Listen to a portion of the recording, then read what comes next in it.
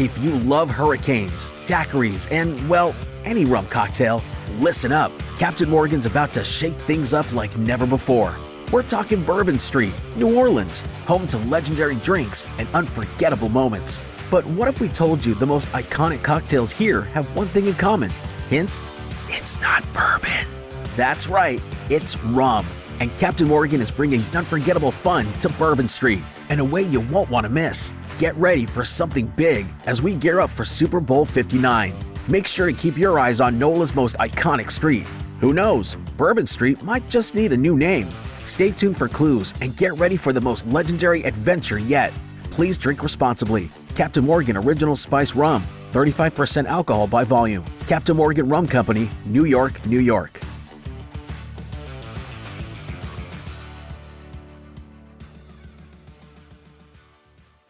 The Avengers radio series, a cultural phenomenon in South Africa back in the 1970s. South Africa was a country with no national television service. It wasn't until 1976 that the country would get its first taste of television broadcasts. But before that, radio was the primary medium of entertainment and information for the masses. This was the context when The Avengers, a British spy-fi series, made its debut on South African radio and became a cultural phenomenon. The Avengers was a British television series that originally aired from 1961 to 1969. The show revolved around the adventures of John Steed, a suave and sophisticated secret agent, and his various female associates. The series was a unique blend of traditional spy thriller elements with science fiction and fantasy, which set it apart from other shows of its time.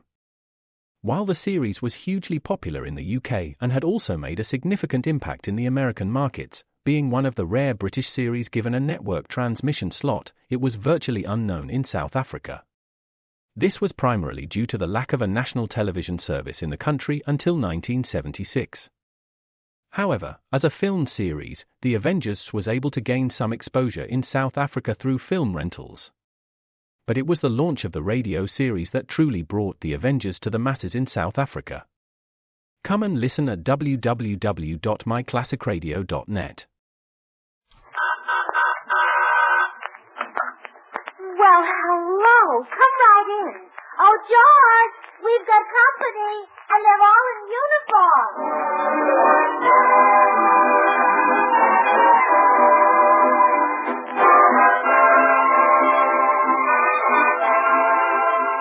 This is Bill Goodwin, inviting all you servicemen and women to enjoy another pleasant visit with George Burns and Gracie Allen, our tenor Jimmy Cash, and Felix Mills and his orchestra. And now meet the people who live in the Burns house, George and Gracie.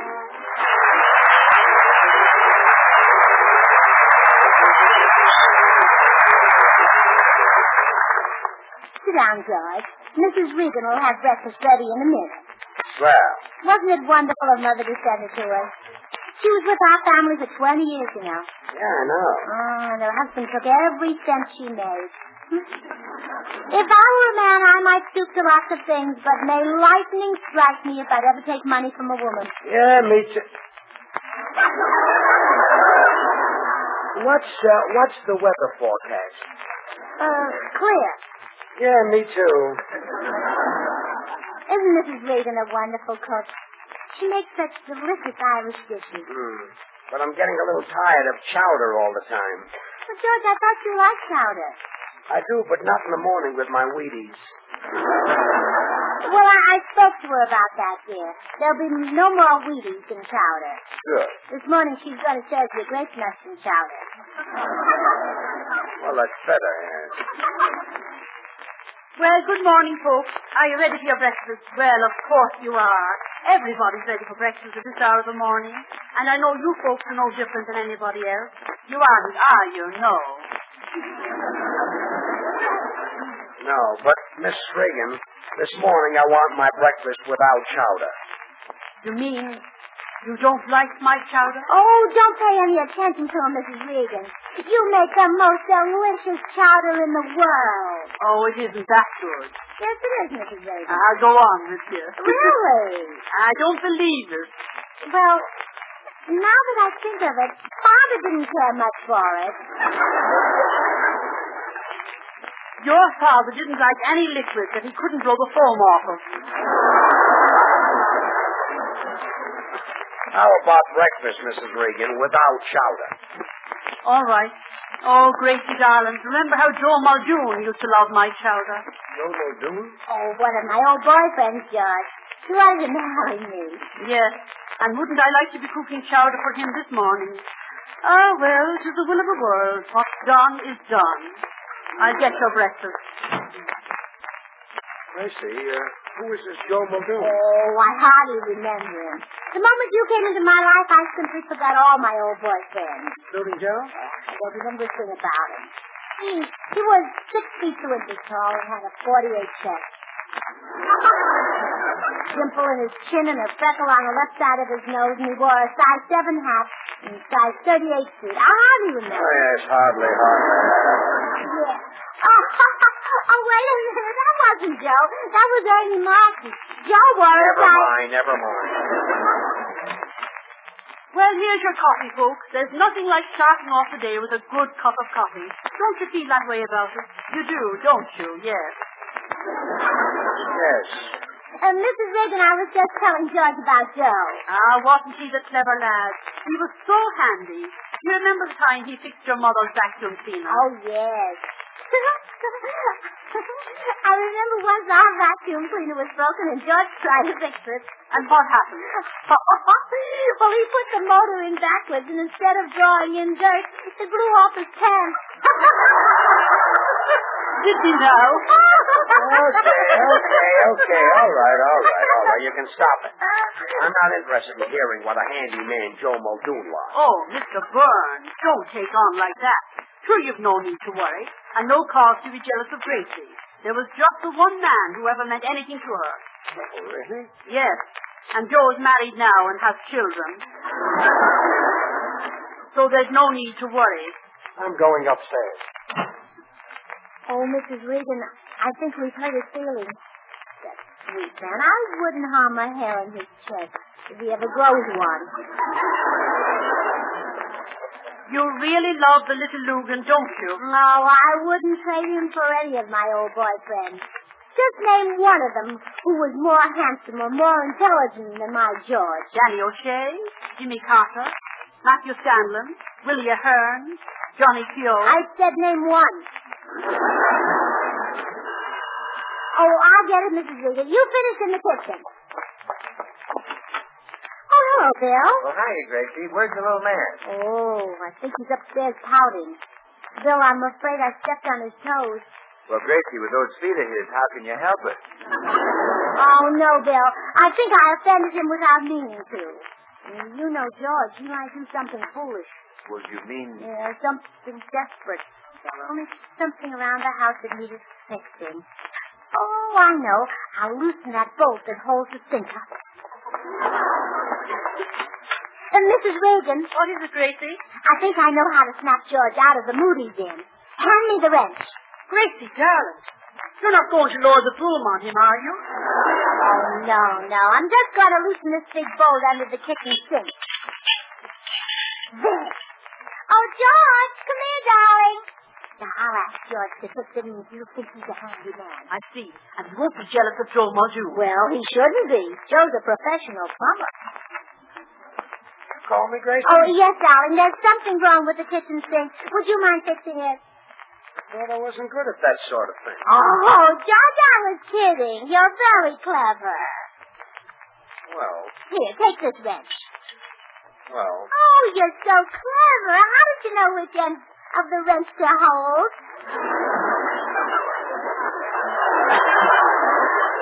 I know a little about it. Oh, I think it's that big bolt, George. The one that looks a little loose. Oh, you mean this one here? Oh, you're so clever, darling. You knew which bolt it was, even if after I stopped pointing at it. Well, I think all I have to do is give this bolt a little twist. Oh, I just don't know what you're talking about when you use those mechanical terms. Step back, Gracie, while I tighten it. But, George, don't you think you ought to turn it to the right? Gracie, are you going to tell me how to fix this thing? Oh, no, dear, no. I'll just give it one more turn. But, George... There. See, it's all fixed.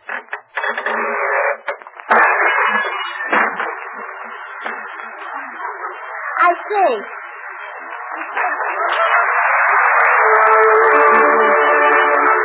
The Black Museum.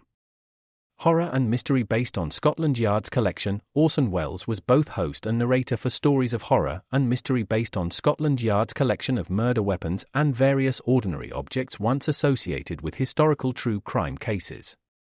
Walking through the museum, Welles would pause at one of the exhibits, and his description of an artifact served as a device to lead into a wryly narrated dramatized tale of a brutal murder or a vicious crime.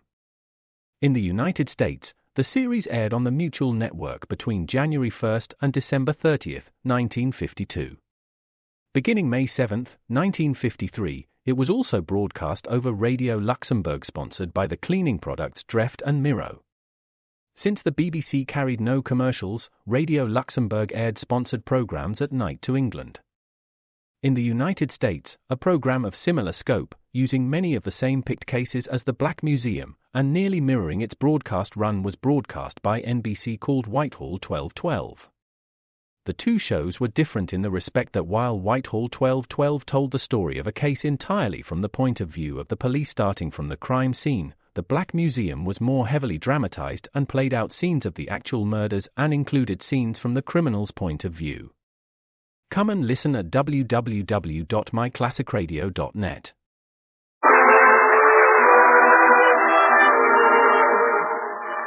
Here's a lovely song that we predict you'll be hearing it a lot. Jimmy Cash sings for the first time on the air pretty soon. We'll be walking again pretty soon to the tune of Home Sweet Home. We'll be dreaming again pretty soon neath the moon where sweethearts roam. The same lips that whispered I love you before, the same arms that held you will hold you once more. We'll be walking again pretty soon to the tune of Home Sweet Home.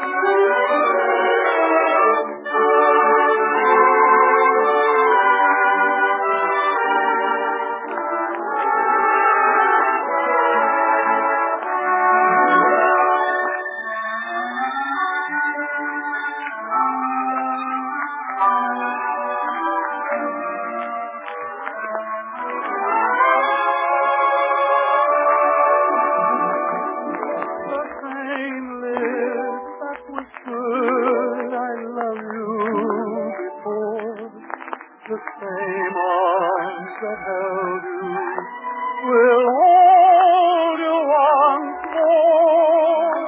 We'll be walking again pretty soon to the tune of Home Sweet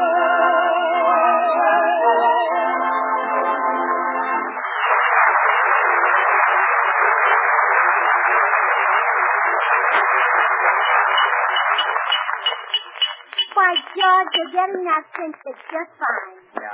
Say, Gracie, how'd you get rid of all that water that flooded the floor? I'll let it run down the heat pipe into the furnace.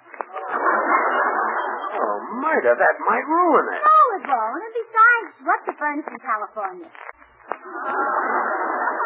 You can only use it 10 months out of the year. Well, I got the connections made. Now to lift the sink into place. Up she goes. Golly, I'm afraid you'll hurt yourself. Those sink is so heavy. Ah, it's nothing. Up just a little higher. But suppose it slips out of my hands and hits your toes. I got the bolt in. Now you can let go of it. George, I think you've got the water pipes connected to the gas stove and the gas pipes to the sink. Oh, don't be silly. Turn on that faucet.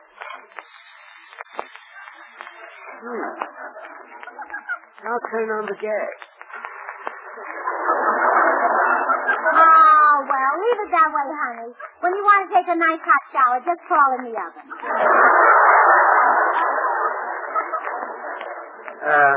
Hand me the wrench. Of course, Mrs. Regan might be a little surprised when she turns on the faucet to wash vegetables.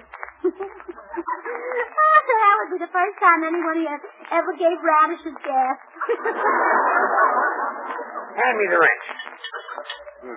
I'll just loosen this connection. But, George, if you loosen that, won't the sink fall again? Honey, are you going to tell me how to work? Stand back.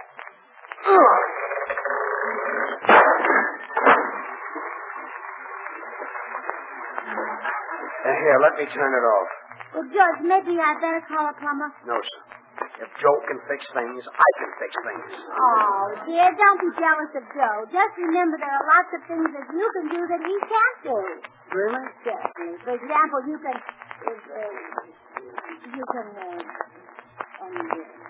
well, anyway, don't be jealous. Hand me the wrench. Excuse me, dear. There's someone at the door. Good morning, Mrs. Burns. Well, good morning, Mr. Postman. How are you today? Tip-top, Mrs. Burns. Simply magnificent. When I fill my lungs with this fresh air, it just makes me want to cry out with ecstasy. Well, go right ahead. Thank you.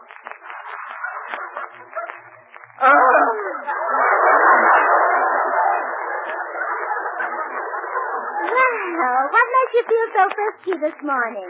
There's a nip in the air. No, I mean the air. What's that? Oh, that's my husband trying to prove that he's a handy man around the house. Well, what for? Oh, well, it's a long story. You see, he's used to working with his head instead of his hands. His head has a nice ring to it. See, Mr. Postman, you know how to fix a kitchen sink. Oh, sure. Well, look, would you do this for me? Go in there and fix it for him, but don't let him know that I sent you, and then he'll call me in and tell me he fixed it and everything will be fine. Certainly, Mrs. Burns. Oh, thank you. It's pretty heavy. Do you think you can handle it? Oh, I'm as strong as an ox. I can lift it with one little jerk. Oh, he'll be glad to help you, but don't call him now. Oh, and just one thing, Mr. Postman. Leave one little bolt loose so he can tighten that in front of me. We wanted to look convincing. All right, Mrs. Burns.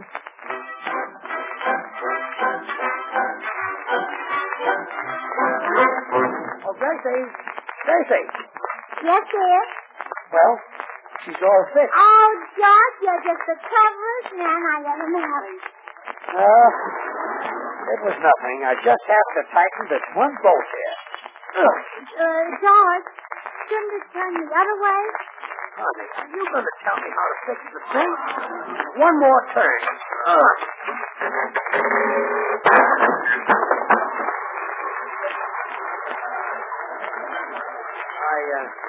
I got to get a larger wrench.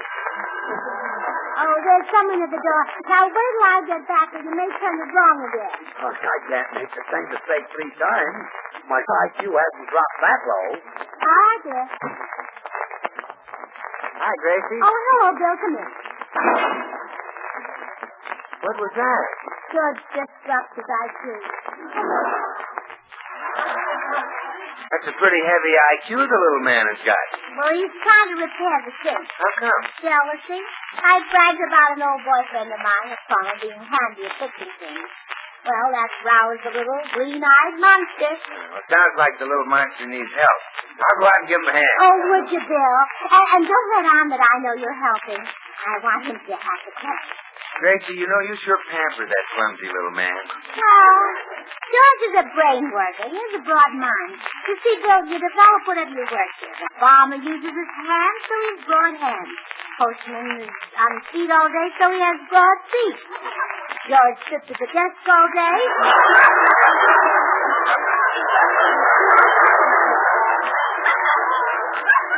That didn't come out right, did it? It did for my dough.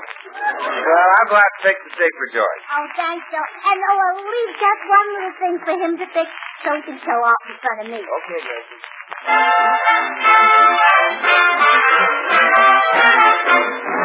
Oh, Gracie. Yes, Gracie. dear? She's all fixed, Gracie. Oh, George, you're wonderful. My mother used to call you that dope who can't fix things. Oh, she'll have to change now. Yeah. We'll have to call you that dope who can fix things. See, all I have to do is just tighten this bolt one turn. Oh, let me do it, George. Honey, I can do this with my eyes closed. Watch. Well, I'll be darned. It didn't fall. Oh, you can open your eyes now, George.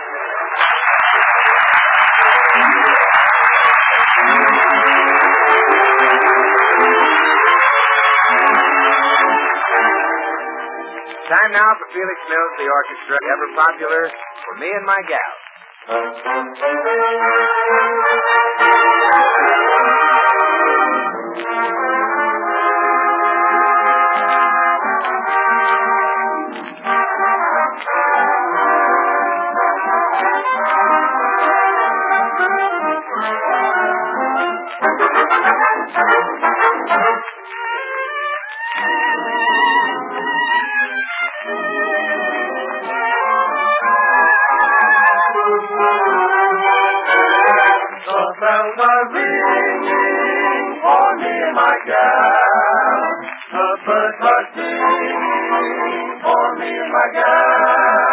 Everybody's been going to a wedding that's going, and 4 weeks they've been sewing.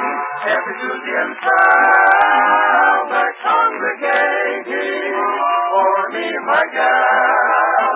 The parson is waiting for me and my gal.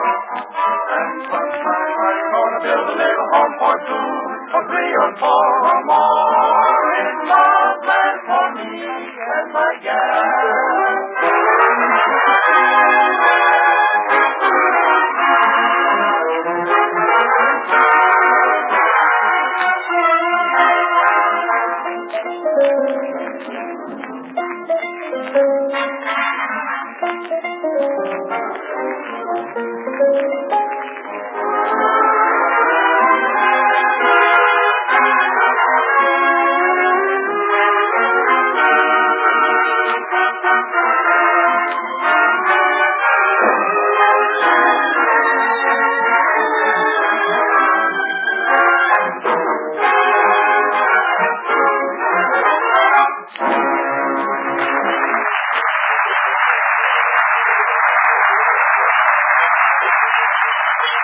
George, don't you think we ought to call a plumber?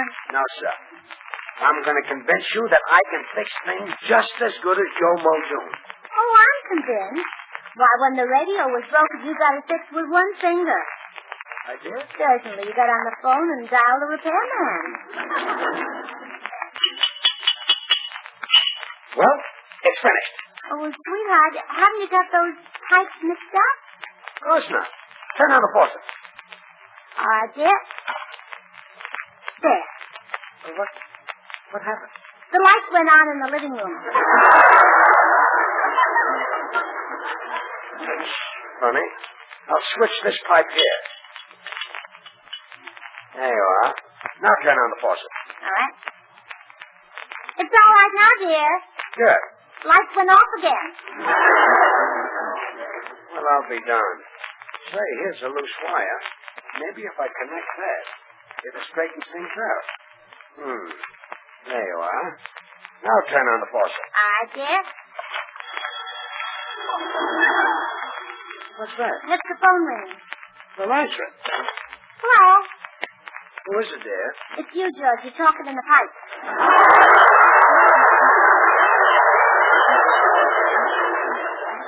Oh, fine. Hang up. Hey, what goes on in this house? Why? What's the matter, Bill? Well, I went to turn on the radio in the living room and Gabriel Heater squirted water all over me.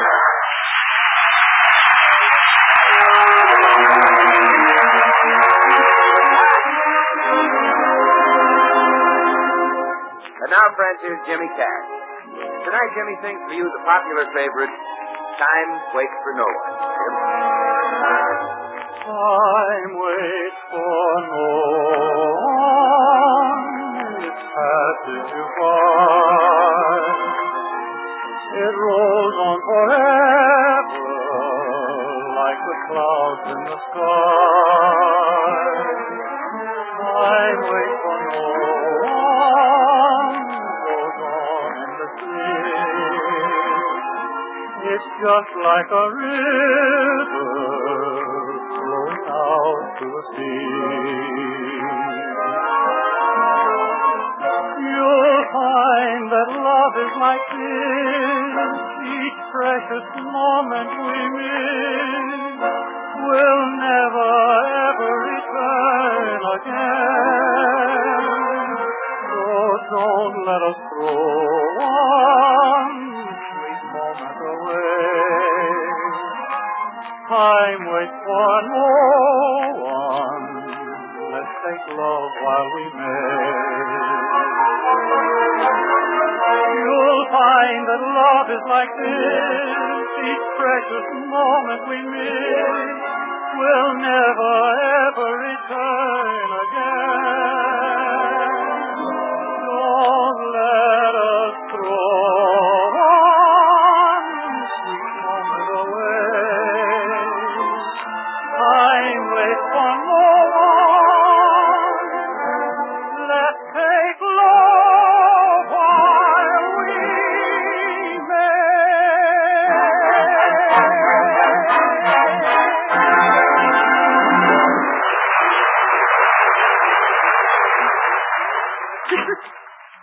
Gracie, we just got to get a plumber before your man drowns us all entirely. Oh, but Mrs. Regan, you can't get a plumber for love nor money these days. Sure, you can get Joe Muldoon. Joe Muldoon?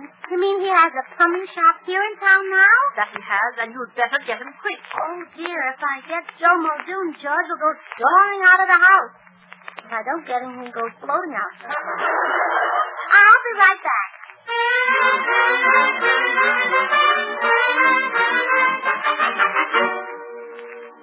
Pardon me, is this Joe Muldoon's plumbing shop? Madam, please. This is the House of Muldoon. Piping by appointment. Well, I'd like to see Mr. Muldoon. Have you made previous applications? No, I'm an old friend. I just dropped in. Madam, you are refreshing. Perhaps I can get you on the waiting list. Name, please. Mrs. George Burns. But if you How just many tell... bathtubs have you in your home? We have two. Good. But if We you... like to keep out the riffraff. Now tell me, what's wrong with your tub? Well, he just can't fix the sink. And what is the nature of our sink trouble? Well, I don't know exactly. It just came apart in my husband's hands and squirted. Can we diagnose that as severe forceps prolapse? Well, I guess we can if we want to. And we do want to, don't we?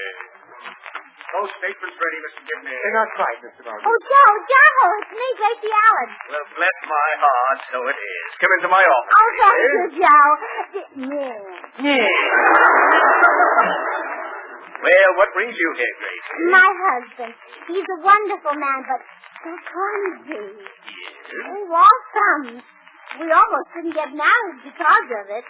When the justice of the peace asked him for the $2, he could hardly get my pocketbook open to pay him. Well, what can I do? Well, come over to my house and fix my sink. Okay, but I've got an emergency call first. Some jerk has got his sink torn up, and he wants it fixed before his wife gets home. Well, I'll leave my address with the man outside. You come over as soon as you can. Okay, Gracie.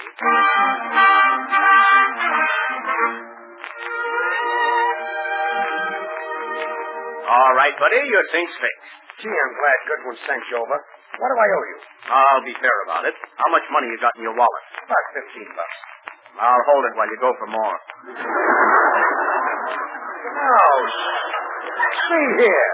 Have you... Judge, where are you? Oh, it's my wife. Don't ask questions. When she comes in, tell her you're the milkman. In the kitchen, dear. Milkman? That's right. I want my wife to think I fix the sink. Well, how are you getting along with... Oh. Well, I'll be This darned. is the milkman, dear. He's been watching me fix the sink. Nice job, huh?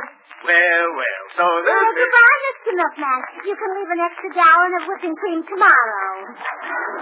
Hey, wait a minute. And a dozen pounds of butter. Goodbye, Mr. Milkman. Hey, wait. Make it 2 dozen. Goodbye. Well, honey, the sink is as good as new.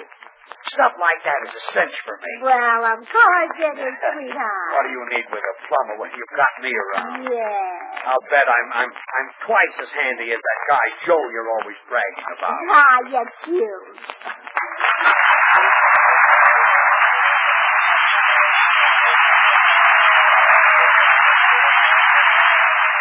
The romantic ballad of Jacqueline Favor, Sweet and Lovely.